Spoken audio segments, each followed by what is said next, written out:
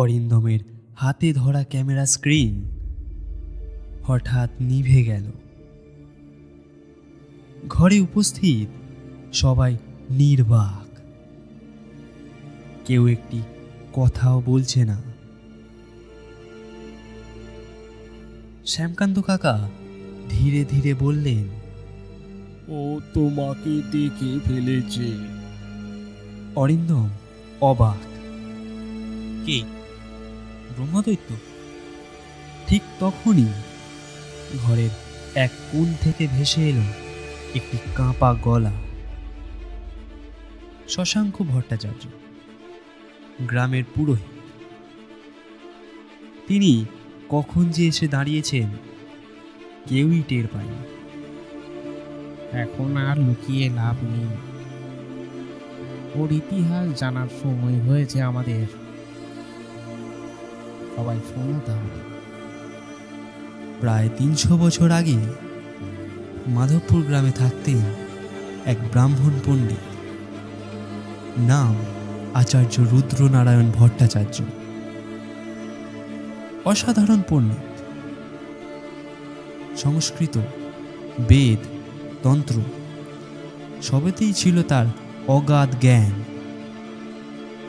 দূর দূরান্ত থেকে মানুষ আসত তার কাছে শিক্ষা নিতে। কিন্তু জ্ঞান যত বাড়ল তত বাড়ল অহংকার।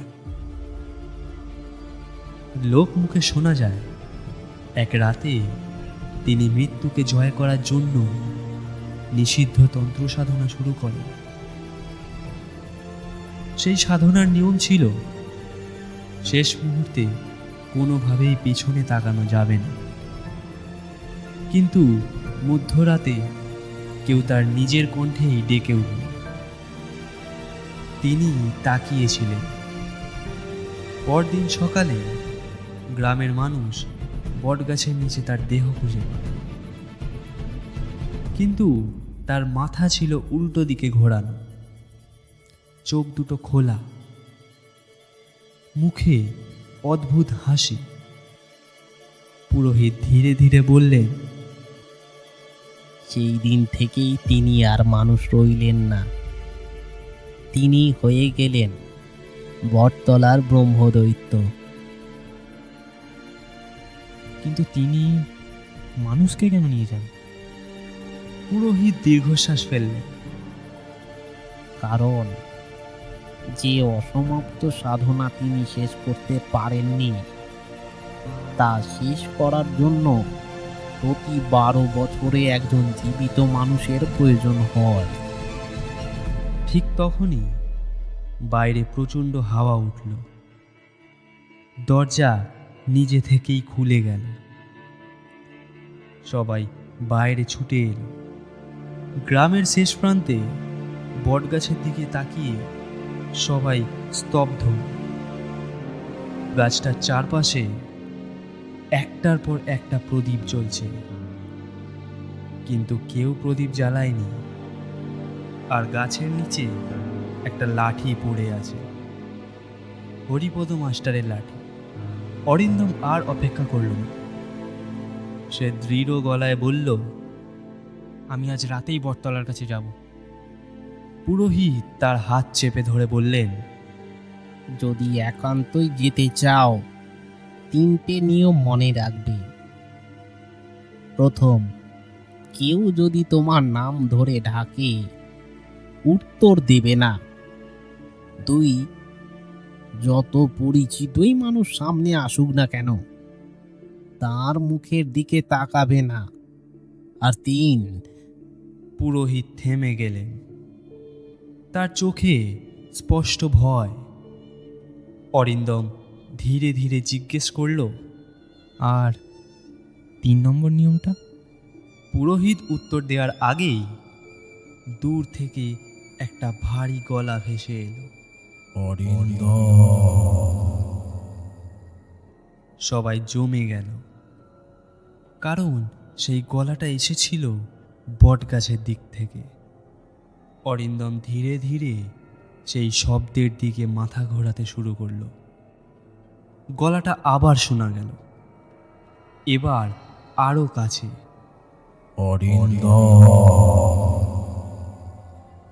অরিন্দম প্রায় ঘুরে দাঁড়াতে যাচ্ছিল।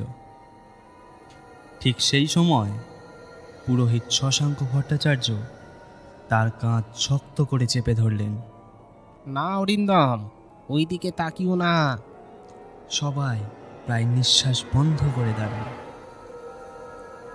শব্দটা এবার থেমে গেল। কয়েক সেকেন্ড শুধু বাতাসের শব্দ। তারপর পুরোহিত ধীরে ধীরে বললেন, এটাই ছিল তৃতীয় নিয়ম। যদি সে তোমার নাম ধরে ডাকে, কখনো তার দিকে ফিরবে না। অরিন্দম অবাক, কিন্তু যদি ফিরে তাকাই? পুরোহিতের মুখ ফ্যাকাশে হয়ে গেল। তাহলে সে তোমার মুখ মনে রাখবে, আর একবার মুখ মনে রাখলে পৃথিবীর যে জায়গাতেই তুমি লুকিয়ে থাকো না কেন, সে তোমায় ঠিক খুঁজে বার করবে।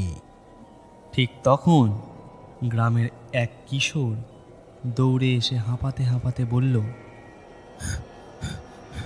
পুরোহিত মশাই, হ্যাঁ হ্যাঁ, নদীর ঘাটে কেউ পড়ে আছে। সবাই ছুটে গেল। নদীর ঘাটে কাদার ওপর অচেতন অবস্থায় পড়ে আছেন হরিপদ মাস্টার। তিনি বেঁচে আছেন, কিন্তু তার মাথার চুল এক রাতেই সাদা হয়ে গেছে। হরিপদ ধীরে ধীরে চোখ খুললেন। তিনি অরিন্দমের দিকে তাকিয়ে কাঁপা গলায় বললেন, ও ও এখনো শেষ হয়নি। ও এখনো আমাদের গ্রামেই আছে। অরিন্দম তার হাতটা ধরল। এটা অসম্ভব। হরিপদ কাঁপতে কাঁপতে বললেন, গাছের নিচে একটা মন্দির আছে, যেটা কেউ দেখতে পায় না। শুধু যাদের সে ডাকে, তারাই একমাত্র দেখতে পায় সেই মন্দিরটাকে। সবাই স্তব্ধ। হরিপদ আবার বললেন, ও আমাকে বলেছে এবার নতুন একজন গ্রামে এসেছে, যে সত্যিটা খুঁজবে। এই বলে তিনি অজ্ঞান হয়ে গেলেন। সেই রাতে অরিন্দম নিজের ক্যামেরার সব ফুটেজ আবার দেখতে লাগল। সে এবার একটি অদ্ভুত বিষয় লক্ষ্য করল। প্রতিটি ভিডিওতেই একই সাদা পোশাকের অবয়ব আরও একটু করে কাছে এসেছে। প্রথম ভিডিওতে দূরে, দ্বিতীয়টিতে গাছের ডালে, শেষ ভিডিওতে অরিন্দমের ঠিক পেছনে।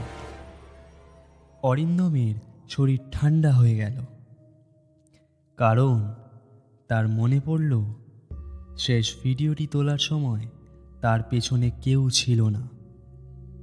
তাহলে ইনি কে? ঠিক তখনই ক্যামেরা নিজে থেকেই একটি ছবি তুলে ফেলল। অরিন্দম কাঁপা হাতে ছবিটি খুলল।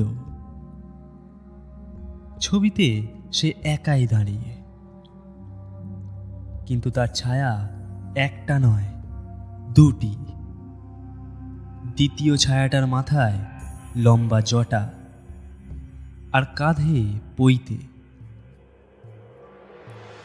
সেই মুহূর্তে অরিন্দম বুঝতে পারল ব্রহ্মদৈত্য আর বটগাছের নিচে নেই। সে অরিন্দমের সঙ্গে তার বাড়িতে চলে এসেছে। ঠিক তখনই ঘরের জানালায় 3 বার শব্দ হলো। অরিন্দম পর্দা সরাতেই বাইরে তাকালো। সে দেখল বাইরে কেউ নেই। সে আবার ফিরে আসতেই ঘরের আয়নায় 1 সেকেন্ডের জন্য নিজের পেছনে একজনকে দাঁড়িয়ে থাকতে দেখল। সে সঙ্গে সঙ্গে ঘুরে দাঁড়ালো। ঘরে কেউ নেই। পরদিন সকালে পুরোহিত শশাঙ্ক, শ্যামকান্ত কাকা আর অরিন্দম হরিপদ মাস্টারের বাড়িতে গেলেন। হরিপদ মাস্টার তখনও দুর্বল, কিন্তু আজ তিনি কথা বলার জন্য প্রস্তুত। তিনি ধীরে ধীরে খাটের নিচ থেকে একটা পুরনো লাল কাপড়ে মোড়া পুঁথি বের করলেন। পাতাগুলো হলদে, কালি প্রায় মুছে গেছে। এই দেখো তোমরা, এই পুঁথিটা মাধবপুর গ্রামের ইতিহাস। এই পুঁথি কখনো গ্রামের বাইরে যায়নি। অরিন্দম সাবধানে বইটা খুলল। প্রথম পাতায় লেখা, যে পড়বে সে শেষ পাতা পর্যন্ত পড়বে না। অরিন্দম হেসে বলল, এটাও কি ভয় দেখানোর জন্য? হরিপদ মাস্টার কোনো উত্তর দিলেন না। পাতা উল্টাতে একটা পুরনো আঁকা ছবি, বিশাল বটগাছ, তার নিচে একজন ব্রাহ্মণ, চারিদিকে আগুনের বৃত্ত। হরিপদ মাস্টার বলতে শুরু করলেন, রুদ্রনারায়ণ মারা যাবার পর তিনি ব্রহ্মদৈত্যে পরিণত হন। প্রথম কয়েক বছরে গ্রামের একের পর এক মানুষ নিখোঁজ হতে থাকে। তখন গ্রামের 5 জন তান্ত্রিক, একজন বৈদিক পুরোহিত আর গ্রামের শতাধিক মানুষ সবাই মিলে তাকে বেঁধে ফেলেছিল। কিন্তু কিন্তু কিভাবে? মন্ত্রে নয়, ত্যাগে। সেই রাতে 5 জন তান্ত্রিক নিজেদের প্রাণ বিসর্জন দিয়েছিলেন। তাদের আত্মত্যাগের শক্তিতেই ব্রহ্মদৈত্যকে বটগাছের সীমানার মধ্যে আটকে রাখা হয়। এবার 300 বছর পূর্ণ হতে চলেছে। জানি না গ্রামের মানুষের ভাগ্যে কি আছে। ভগবান, তুমি সবার মঙ্গল করো, এই দয়াময়। ঠিক তখন পুঁথির ভেতর থেকে একটা শুকনো বেলপাতা মাটিতে পড়ল। তার নিচে লুকিয়েছিল একটা পুরনো মানচিত্র। মানচিত্রে বটগাছের নিচে একটা গোপন কক্ষের চিহ্ন ছিল। হরিপদ মাস্টার কাঁপা গলায় বললেন, ওখানে ওখানেই আসল বন্ধন লুকিয়ে আছে অরিন্দম। অরিন্দম দৃঢ় গলায় বলল, আজ রাতেই আমি ওখানে যাব। পুরোহিত এবার আর বাধা দিলেন না, শুধু বললেন, যাবে, নিশ্চয়ই যাবে, কিন্তু মনে রেখো, ব্রহ্মদৈত্যের শক্তি ভয় নয়, ব্রহ্মদৈত্যের শক্তি হলো প্রতারণা। অরিন্দম, কিছু খারাপ ভেবো না বাবা।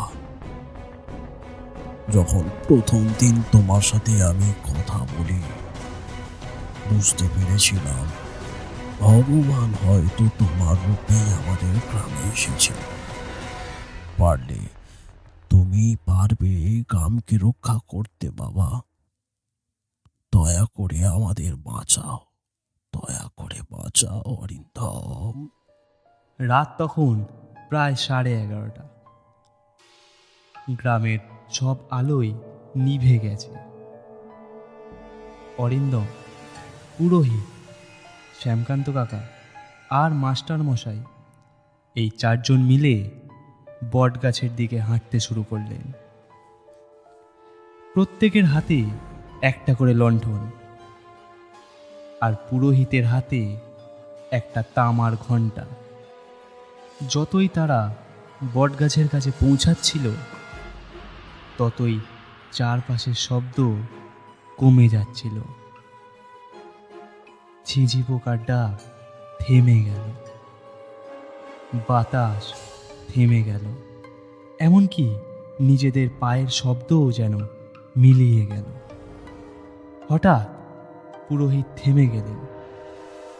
এইখান থেকে কেউ আর কোনো কথা বলবে না।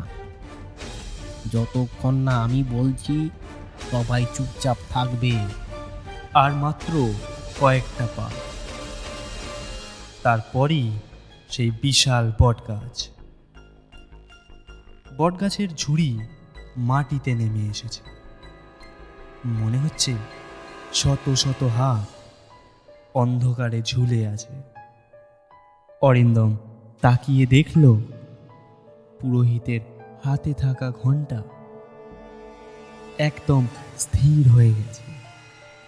তাহলে ঘণ্টার শব্দটা কোথা থেকে আসছে? ঠিক সেই মুহূর্তে গাছের পেছন থেকে একটা ক্ষীণ আলো দেখা গেল। মাটির নিচে যেন একটা দরজা অল্প ফাঁক হয়ে আছে। মাস্টার মশাই কাঁপা গলায় বললেন, ওটাই গোপন কক্ষের প্রবেশ পথ। অরিন্দম ক্যামেরা চালু রেখেই নিচে নামল। শ্যামকান্ত কাকা আর পুরোহিত তার পেছনে। হরিপদ মাস্টার ওপরে দাঁড়িয়ে মন্ত্র জপ করতে লাগলেন। নিচে একটা গোলাকার কক্ষ, মাঝখানে ভাঙা যজ্ঞবেদী, চারিদিকে 5টি পাথরের আসন। প্রতিটি আসনের সামনে একটি করে ভাঙা রুদ্রাক্ষের মালা।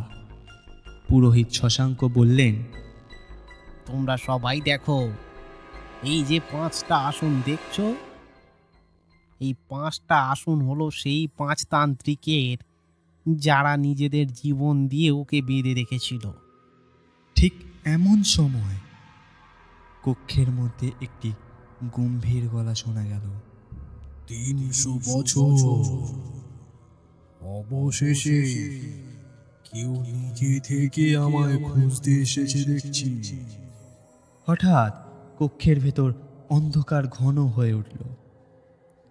সেই অন্ধকার থেকে বেরিয়ে এলেন ব্রহ্মদৈত্য। আগের মতো ভয়ঙ্কর নয়, তার মুখে রাগের চেয়ে বেশি কষ্ট।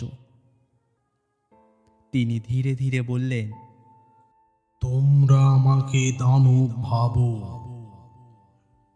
কিন্তু কখনো কি জানার চেষ্টা করেছো আমি কে? কেনই বা এখানে 300 বছর ধরে আটকে পড়ে আছি? তুমি কি সত্যি মানুষ হত্যা করেছো? সে ধীরে ধীরে যজ্ঞবেদীর দিকে তাকালো। না, আমি কোনো মানুষ হত্যা করিনি। শুধু মানুষকে বোঝানোর চেষ্টা করেছি আমায় মুক্তি দেওয়ার জন্য, কিন্তু লোকে সেটা বুঝতে না পেরে আমায় গ্রামের ভূত ভাবতে শুরু করে। এতদিন আমি শুধু অপেক্ষা করে গেছি যে কেউ সত্যিটা জানবে। আমার সাধনা অসম্পূর্ণ ছিল। আমাকে মুক্তি দেবার বদলে আমাকে বন্দী করে রাখা হয়েছিল। 300 বছর আমি শুধু অপেক্ষা করে গেছি, কিন্তু মুক্তি পাইনি।